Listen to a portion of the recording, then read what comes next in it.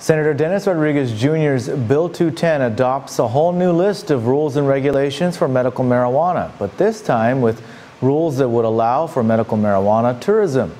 Grassroots Guam patient advocate Andrea Pelicani is encouraged by this new development, but has some concerns about some of the other proposed new rules. I think the big news that we're taking away from this is that he's opening up the market to medical tourists. So by removing the residency requirement to participate in the program, I think it's going to, it's a major step in improving the program. Grassroots Guam patient advocate Andrea Pelicani says her organization is still reviewing the latest medical marijuana bill, which was just introduced by Senator Dennis Rodriguez Jr. yesterday. The measure would adopt another set of rules and regulations that were drafted by the Department of Public Health and Social Services, even though rules and regulations have already been adopted. To develop 150 pages of rules when all we needed really, at least at first, was to put forth the lab standard to try to get some momentum going. We're not entirely sure why we had to wait this long for all these rules.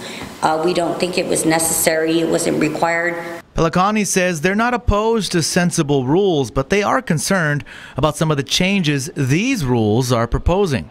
For example, they're concerned about some changes to the amount of medical marijuana that patients are allowed to have.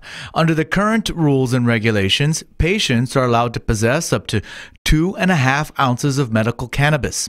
The new proposed rules would change this. Where now it's a purchase limit, 2.5 ounces every 30 days. Pelicani says another concern is the prohibition of advertising. We're not opposed to guidelines, but to a complete blackout on advertising, especially when you're looking at opening up to medical tourists, doesn't allow for people to figure out what dispensary they want to go to, what's going to suit their needs. Pelicani says that this is a complicated and complex issue, so she appreciates the evolution of the policy. She says she's hopeful that the medical cannabis program will be placed on the December session agenda and implemented in just a few months.